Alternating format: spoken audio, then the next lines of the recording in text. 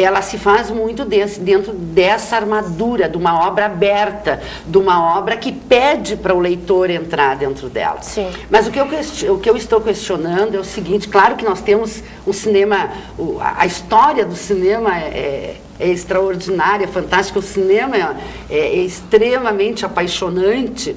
Mas, por exemplo, tu reportas a filmes mais antigos. Eu li uma entrevista do Rubem Fonseca, um admirável escritor brasileiro da contemporaneidade, em que ele dizia o seguinte, que os filmes são muito datados, que a gente vê filmes antigos hoje e a gente não lhes dá o devido crédito, porque eles são mais datados que o próprio texto literário. Você assiste o filme com aquele coisa, mas ele é dos anos 50. Exatamente. Então, talvez seja essa a questão que tu levantes.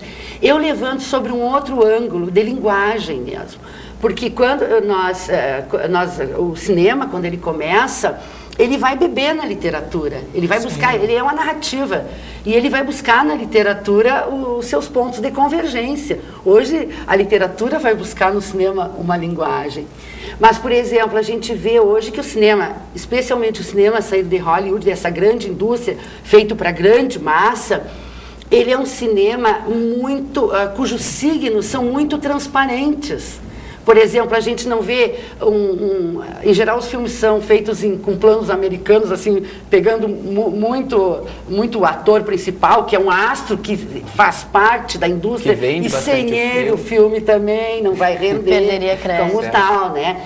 Então ele é um cinema muito claro, transparente, no sentido de oposição à opacidade que a obra literária tem. O signo, quer dizer, o signo da linguagem cinematográfica, ele se torna bastante transparente na contemporaneidade. Claro que há belíssimas exceções, eu estou falando nesse cinema de massa. Uma coisa assim que eu, até por experiência própria, é que eu tive, muitas vezes eu ouvia falar do livro, mas não tinha interesse em ir atrás dele. Um exemplo bem recente é do Código da Vinci, que o pessoal falava do livro, eu nunca tinha corrido atrás. Aí depois, após olhar o filme, falaram pra mim, o filme não é muito bom, mas lê o livro que tu vai gostar. E realmente, após olhar o filme, eu fui atrás, encontrei o livro, li todo ele e interpretei do meu modo, né, o que estava escrito ali, e revivi a história que eu já tinha olhado no cinema, que pra mim foi bem mais prazeroso. Claro, porque isso aí eu acho que o cinema tem essa... É um veículo de comunicação de massa. É isso que eu estava falando naquele momento sobre o Harry Potter, que não só de mover toda a indústria cultural, mas ela torna a fazer isso, quer dizer, para quem, digamos assim, não estou te julgando, mas para quem não tem um costume de ler, de ter aquele aspecto, vou buscar literatura, eu mesmo não tenho costume de best-seller. Parece que tudo que é best-seller eu não posso ler. Tem uma repugnância. Mas acaba te fazendo assim, mas é tão bonzinho, eu acho que eu vou ler, sabe? Acho que eu vou procurar ler. Isso é altamente positivo, né?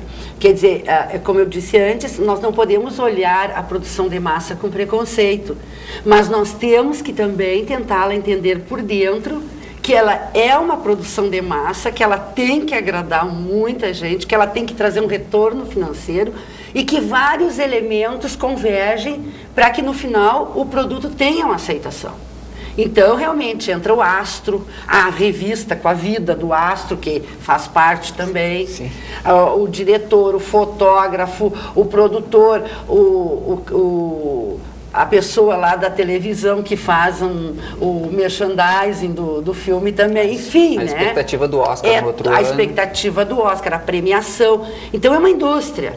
Né? É uma indústria e é claro que, como eu disse anteriormente, ela é uma indústria, está aí extremamente acessível, fácil. Nós podemos assistir filmes por televisão também. O cinema, é claro, tem aquele espaço muito mais gostoso, mas ele atinge muitas pessoas. Se torna mais acessível que o livro, né? O livro, ele é um objeto que nos conduz muito mais ao estar a sós com ele do que estar no conjunto. E o cinema não. O cinema é bom a gente ver com alguém, com o namorado, com o filho, né? A minha Terra-média não é nem um pouco parecida com a do filme do Tolkien, do Senhor dos Anéis.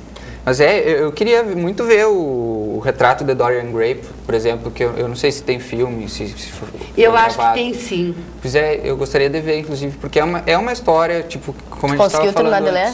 Claro, consegui, com muito esforço, mas... Eu não consegui terminar de ler o retrato de Dorian Gray. E eu acho que eu gostaria de ver esse filme, se algum diretor poderia criar aquele ambiente todo e criar aquela pessoa de Dorian Gray que eu criei para mim, assim, isso é... Aí é uma coisa difícil. De corresponder, porque todos nós temos um universo cultural. E esse universo cultural, ele é responsável pelos nossos gostos, pelos nossos hábitos, enfim, pelos nossos desejos. E nem sempre um determinado ator, ele preenche aquilo que o nosso mundo cultural deseja. No livro é mais fácil a gente fazer esse preenchimento, porque a gente faz via imaginário. No cinema não, no cinema isso está lá.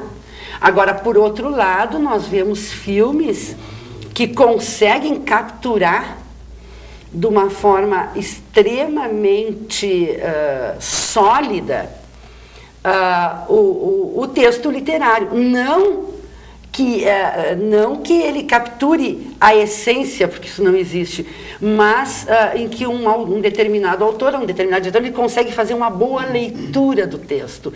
Aqui no Brasil nós temos vários casos, pois nós temos o caso do Toda Nudez Será Castigada, que tem uma excelente leitura do Jabor, né, do Arnaldo Jabor, e temos alguns outros filmes que nós podemos ver assim que são boas Vidas Secas do Nelson Pereira dos Santos, né, que é baseado no o Macunaíma do Joaquim Pedro de Andrade. Tem alguns bem. Né? Então são leituras muito interessantes do livro. Não é a única leitura possível. Certamente um outro diretor faria. E nós temos também algumas coisas muito interessantes no cinema sobre esse aspecto, que é o diretor ser tão talentoso que ele ultrapassa o próprio texto escrito, que é o caso, por exemplo, do Coppola com o Poderoso Chefão, né? E o próprio Ridley Scott com o Blade Runner, né? Em que ele realmente consegue assim fazer uma leitura sofisticada, uma leitura que ultrapassa o próprio texto, né? Pois é, então a gente vai terminando esse primeiro bloco aqui, daqui a pouco a gente volta com mais outros elementos.